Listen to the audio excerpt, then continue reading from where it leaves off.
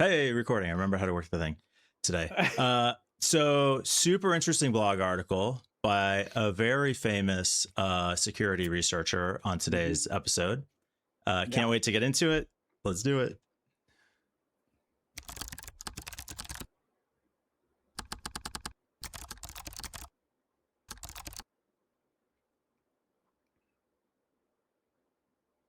Peter Lowe, security researcher, blog poster. Oh my goodness, look at that. The byline on the bot. So okay, Peter, we're going to talk about a blog that you wrote. Yes. For my new job at ZeroFox. Free plug. Yeah. Hi, ZeroFox.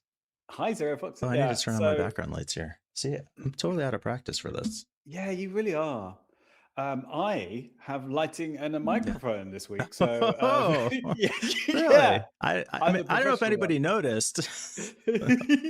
Oh my god, was not great last week. If you've heard other ones, I'm so sorry about the terrible audio quality. It's all due to moving and having not having like a proper setup anymore. We're back on track now. Yeah, we're getting there. You sound very sexy, very professional. oh, Mike. Anyway, so yeah, I wrote a blog post about, it's titled From CVE to Breach in Under an Hour. And CVE is basically clickbait headline. A code that is given to software vulnerabilities. And there are lots of them. And it's a fascinating topic that I've been, it's moving very fast and lots of people are talking about it. And it's having a huge impact. And essentially what is happening is that this year, AI coding has gotten to the standard of actually being able to submit like useful and not just AI slop patches for security issues in software. That's it in a nutshell. But the impact of this is huge. So there's a few things, and I talk about some of them in the article. There's one of the things that's happening, and the reason that the blog post is called From CVE to Breach in Under an Hour is that one of the things that's happening is that people are finding software vulnerabilities quicker, but they're also exploiting them much, much faster. So it used to be like days. You'd hear about like a critical vulnerability in, I don't know, Outlook or Apache web server or I don't know, something. These are vulnerabilities that have existed the whole time. Yeah. Just nobody found them. And in the past, if somebody found one and it was a 0 day, it was kind of a big deal because it didn't happen all the time. But now with AI, they just bang them out one after another.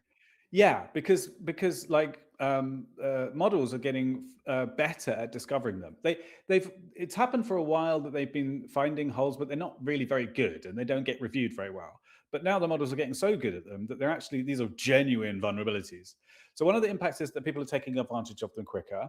So even if I maintain a piece of software and someone is releasing a vulnerability, I don't have time to fix it before it starts to be exploited in my own software. The second thing is that a lot of like open source projects are being overwhelmed with good, high quality reports of security issues in their software. So there's a couple of really big open source projects. One's called rsync, and one is called curl. Curl has tens of billions of installations. It's running on the space station. This is the rsync one by a guy called Andrew Tridgell. And basically he's come out of retirement to help fix some of these things. He wrote this great article about what's happening. And he said that rsync is one of the most widely used pieces of software out there. It's been around for a really long time. It's a very mature code base and historically has not had a lot of security issues. But now AI is finding all these weird edge cases, which are actually serious and need to be fixed. So he's writing this, the thing about you have to take this seriously because these aren't just AI slop issues anymore. These are like serious things that need to be dealt with. And between rsync and the other example is curl. Yeah. Those libraries are very widely used. Yeah. They are everywhere. Can I just give you one quote from the rsync article, which I really love? He talks about PhD students who just parrot the thing saying, LLMs are just stochastic models that spit out, pattern matching, blah, blah, blah, blah. But at one point he says, also, nobody actually knows if human intelligence is just finer grained stochastic prediction as well, which is true. We don't actually know if LLMs are essentially just dumber versions of what we are. We'd hope they're not, but nobody's proved we're not Yeah. just advanced LLMs yet. So why don't these guys just put their own software in the LLM and say, plug all my holes? That's what she said. I'm not sure that's what. I'm not sure that AI has gotten that advanced yet. To play, but if you mean security holes, I guess because it costs money. It doesn't cost me much individually to analyze a code base and find a security hole, but it costs the software maintainers 100 times whatever it costs me if they get Why? 100 bug reports. If they get, And if I take my rsync library and put it in and say, find all the flaws and fix them, yeah, how is that different than, like, that's how you're finding the flaws? sure, but okay. There's problem. Like to verify them, I have to run and to make sure it's not AI slop. I have to take what you've submitted to me and check it. And I can do that with AI, but then I'll have 100 people with 100 different bugs, and it will take me 100 times as long and cost me 100 times as much in tokens. And there's going to be, you have to do it because you can't just say, oh, I'm going to accept everything that's been submitted to me. Oh, that's what I do.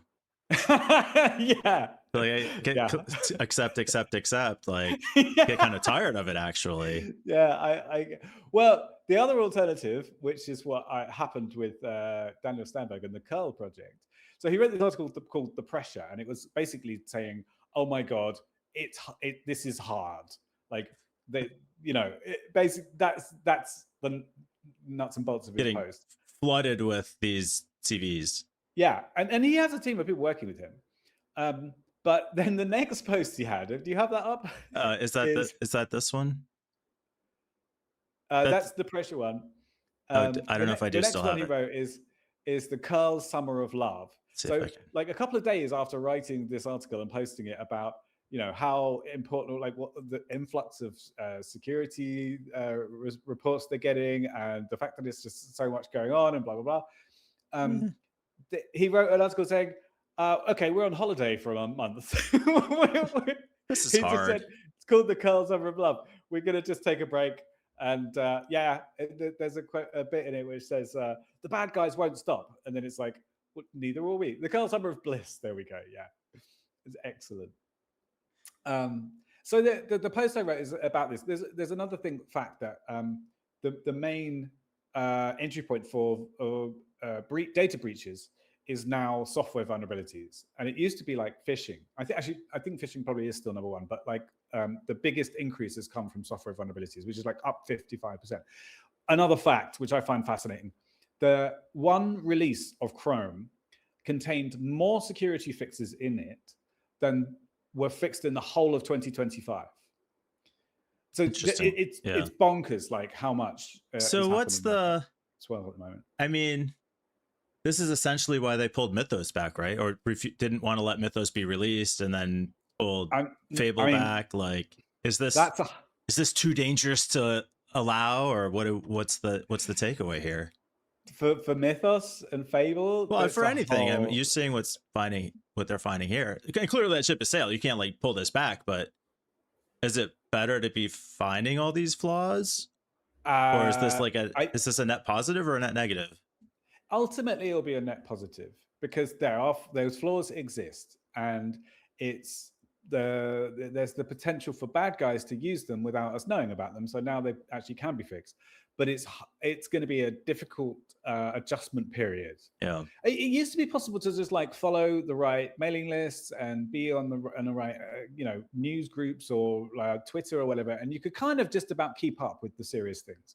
Every now and again, some big piece of software would have a critical vulnerability and loads of people would be affected, and everybody would have to patch. But it happened a few times a year, But only because you didn't know about it. It was kind of the security through obscurity model of protecting yourself from software bugs. True. I guess, yeah. Nobody knew it, but it was still there.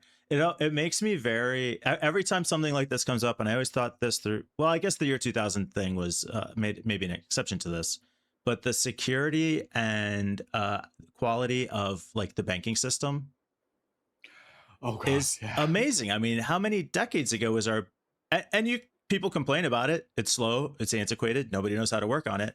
But you don't hear a lot of stories about getting hacked. That's very true. Very true. Well, that might be just because they're suppressing it, or there's something in the COVID vaccine that I mean, is okay, causing us could to they be forget. suppressing it? If people's bank accounts were getting drained, I think you'd hear about it. I don't know. I No? don't know. All right. I Well, think we have a lot of security researchers in our audience, so I will invite them to roast me in the comments if I am mistaken about that.